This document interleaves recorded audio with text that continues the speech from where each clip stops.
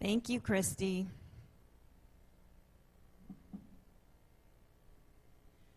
You know, I bet a lot of people have stories like that in this room. I know many of the stories, so I know that we have stories like that about how we take charge of our healing.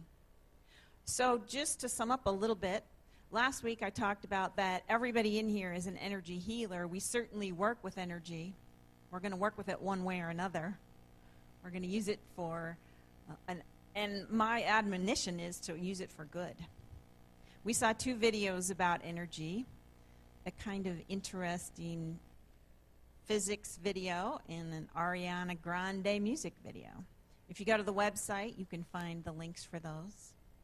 And I usually post it on Facebook too. So today, I'm going to talk about healing is letting go of fear. That was a famous book, Love is Letting Go of Fear, but I really have been working with healing is letting go of fear. And Christy mentioned a pretty good example of that. And the interesting thing is whenever I give a talk, I always get to experience what I'm talking about. So I've had a lot of experience this week about fear coming up and being able to let go of it. And I will say I'm really grateful for the unity principles and other teachers who've taught me how to deal with fear so I don't feel overwhelmed. I want to show you a slide. This is a picture of my favorite children's book, The Runaway Bunny. It's a 1942 picture book written by Margaret Wise Brown, and the artist is Clement Hurd. The plot deals with a small rabbit who wants to run away. His mother, however, tells him, "If you run away, I will run after you." It's a beautiful book. I thought about reading the whole thing to you, but I'm like, just, find it on your own. This picture is, you can see it pretty good, is really lovely to me. And it's my favorite picture in the whole book. And it represents, to me, the part of us, the spirit in us that will never let us get away. We can never run away from loving God. We can never run away from wonderful Mother Bunny loving God. And there's a picture of the Mother Bunny. I'm just going to leave that picture up while I'm talking. Now, the first thing I want to talk about, I have a couple of techniques and some scripture to talk about healing, is body, mind, and spirit. So the concept of body, mind, and spirit, one thing I want to stress is this. Now, the body itself doesn't feel pain. For example, if you're unconscious, if your mind is unconscious, you don't feel pain. Like the body doesn't actually feel the pain. It might be in the body, but you need the mind to feel the feelings. The mind itself doesn't have awareness. You need a spirit or a soul. You need a higher consciousness to have awareness of the mind, right? For example, when your brain is unconscious, there's something, you need to be conscious. You need to have a super conscious, as it were. So just think about that in the healing part, so that there's different levels of what we experience. Now, from Dr. David R. Hawkins, he talks about fear is a level of consciousness. So this first bit is a little bit heady, then we'll get some easier stuff. But to understand where fear exists, all right? So fear exists at a level of consciousness. And Dr. Hawkins teaches us that fear can affect anything, right? I mean, basically, the consciousness of fear can have you be afraid of everything, right? It doesn't even matter the circumstances. We think the circumstance is fearful, but the truth is, and I've experienced this myself, it's never about the circumstance. It is fear consciousness that I am allowing to experience for whatever circumstance there is. Really good example for me is There was a period of time where I was really afraid of riding in planes. The first time I got on a plane, I thought it was awesome. I loved it. And then, I don't know what, my brain kicked in maybe when I was older, and there was about 4 or 5 years where I was really afraid of planes. It never stopped me, but I would feel afraid. And I was able to use some praying and some recognizing what the fear was to get over it. Now,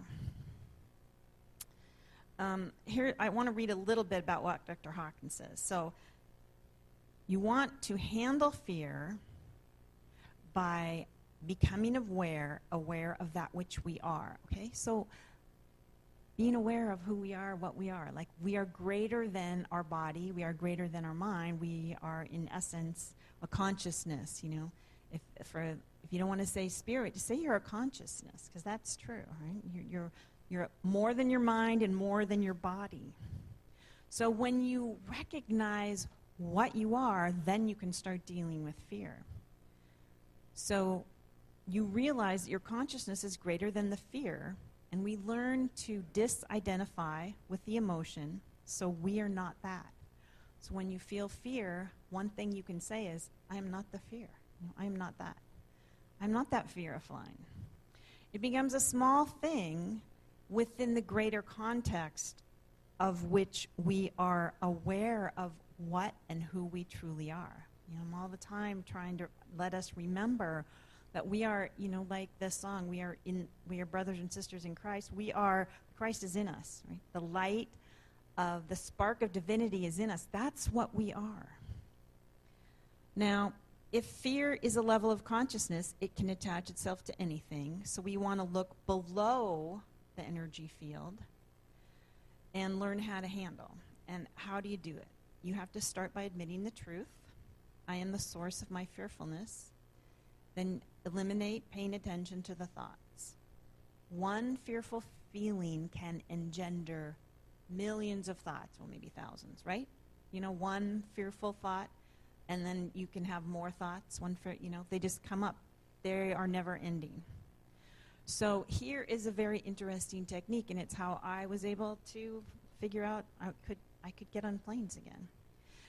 It seems counterproductive because we talk about, you know, here's the thought of fear. I don't want to get in there. But in order to transcend it, you actually have to invite it into tea. You actually have to feel it. So when the feeling of fear comes up, instead of thinking about it and creating pictures in your mind, like let's just take a plane. When I would get on the plane, I would feel fearful. There was a couple of times when I thought Roland was going to leave me in New York, you know, because I was having feelings and I like to express them about getting on the plane. And, I mean, he's pretty patient, but at one time I think he just kind of went, oh, you know, just had to walk away because I was having this intense feeling. So what I learned to do is to stop making up stories, because it's not logical anyway. Fear is not a flying, especially, is not logical. So you stop making up stories, but you feel it in your body, and you get right in your body, and you think, okay. And so if this is bringing up fear for any of you right now, sometimes talking about fear brings up fear.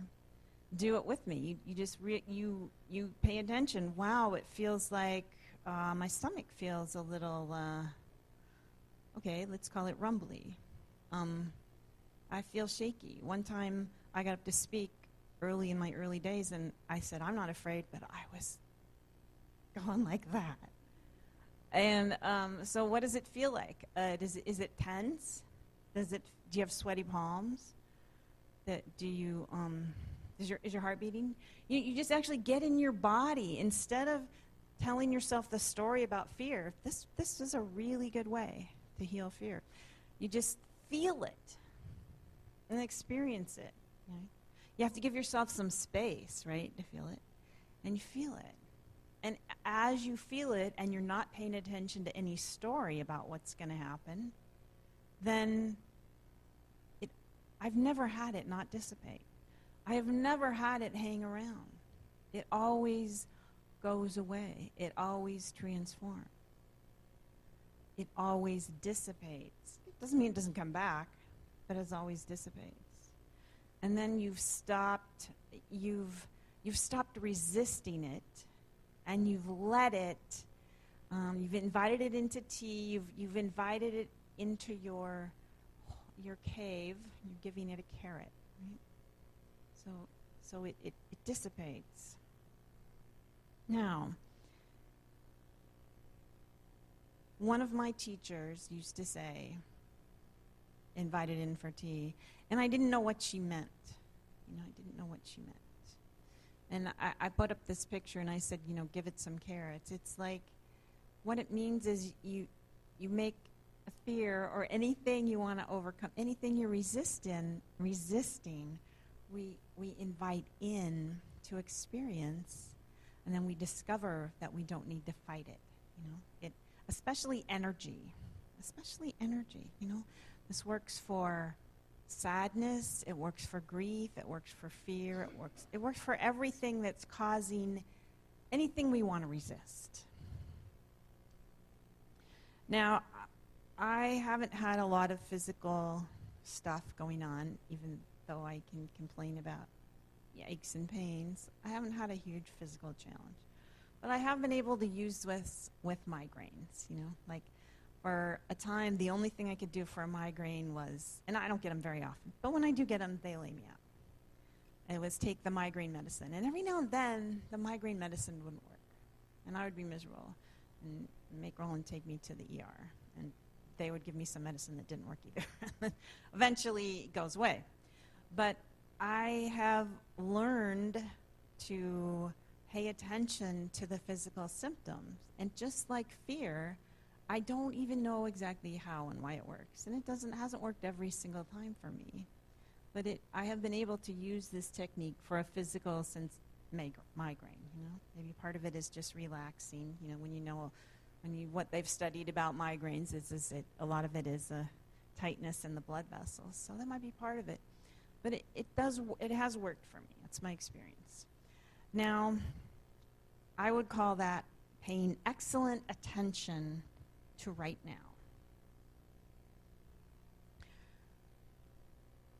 Most of my healing I've needed has been from grief and loss and depression, disappointment, rejection. And all my healing came from paying excellent attention to the pain. Putting off the pain and distracting myself from the pain has never really healed anything for me. But paying excellent attention to how I feel has given me healing. I am a process-enjoying person. I was so happy in the 80s to discover the self-improvement workshops. There were lots of them started around then. I think EST might have started before then. And I did a similar workshop called the Loving Relationships Training. I love to do workshops that had these processes in them because the processes help me to pay excellent attention to what's happening. Now, the interesting thing is that science is constantly providing understanding of why these things work, with studies of how our brains work, how we heal, how we behave, and what is our collective and cumulative experience of healing. And the mystical teachings go right along with that. All of the teachers, the teachers that I learned from have the same results and really the same kind of processes, though they tend to be a little more mystical, like, meditation. But it goes right along with the science. How did I heal from great loss? Well, probably the first time I had a great loss of somebody dying who was close to me, I was in shock. I cried. I tried having my feelings, and it took a long time before I was able to really let it in. I've spoken to plenty of people who have experienced great loss, and the ones who have transformed that is what I've heard. You have to make space. Like, you can't just say, okay, I'll feel it. I'll invite you into tea one afternoon. When it's a big loss or a big disappointment, you have to make big space. When it's a big fear, we have to allow ourselves the space and the time and the room under the tree where we can safely experience what we need to experience in order to let it dissipate, in order to pay attention to what is happening now. Excellent attention to what is happening now. There has to be an inhale and an exhale.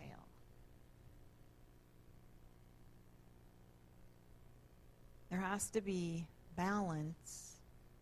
Let's say in your daily life, you're exhaling, you're producing, you're taking care of people, you're working, you're singing, you're speaking, you're cleaning the house, you're making food, you're taking care of people, you're paying the bills, whatever, you're exhaling. There's got to be some inhale time. There has to be some time under the root where you can rest and inhale.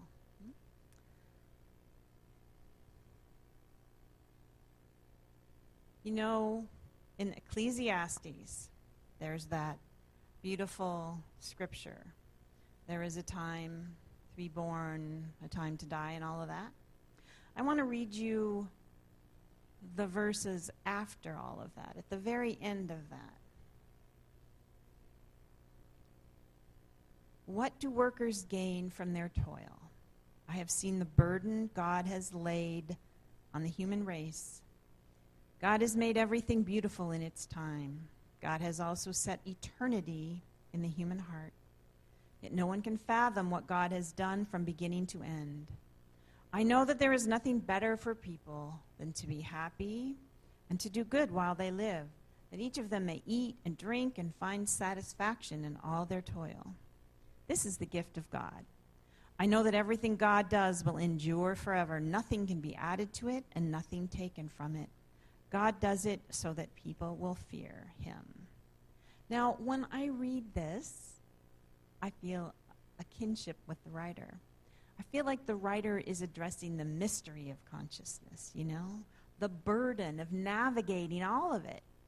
To me, it's both a pragmatic and a mystical summing up. Pragmatic in the instruction to be happy and to do good while we live. Mystical in God has also set eternity in the human heart. In everything God does will endure forever. Nothing can be added to it, nothing taken from it.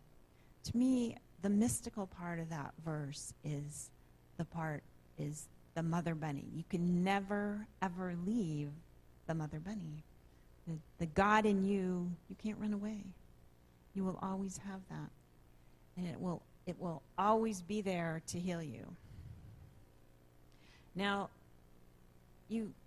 the last thing I wanted to say is just a little bit about this handout I gave you. This is in threes.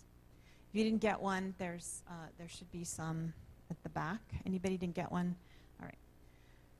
It's Letting Go of Fear, an exercise from the Book of Love and Creation by Paul Selig. And interestingly enough, it's make a list of all the things you're afraid of, okay? So if you're a processy person like me, you want to process, you write a list of everything you're afraid of. And then you just notice it. You know, you don't have to look at it. You can throw it away. You don't have to burn it. The point is you look at it and you recognize this is an outpicturing of my consciousness. This is the owning of it. You know, the same thing that Dr. Hawkins talked about. This is saying, telling yourself the truth. I own these fears. It's okay. Everybody's going to have a million. The silly ones, the really scary ones, whatever. I own it. It's an outpicturing of my consciousness, and I'm going to step up. I'm going to align my frequency to the higher light, to the Spirit of the Christ, to the God within, with the following. So I'll say this, and if you're a person who likes to read along, you can read along with it or say it with me. This is a really great thing we're going to do with our fears. I am now choosing to release myself from those fears that have kept me in limitation. I am now aware that I am no longer required to create from my fear in order to self-identify with who I thought I was. I am now free of those fears that have created my experience in ways that I am willing to let go of. And I am now choosing to relinquish the need to engage with them in my consciousness. I am free. I am free. I am word through this attention. Word, I am word. And as I said before, word, I am word means that I am, this means I am acknowledging the I am in me. You know, the I am. I am the I am. So try this. Try the being with it. Try to ask your fear into tea. Give it a carrot. Try writing your fears and saying this and choosing the out picture and transform the world step by step every day. Now let's take an offering for unity.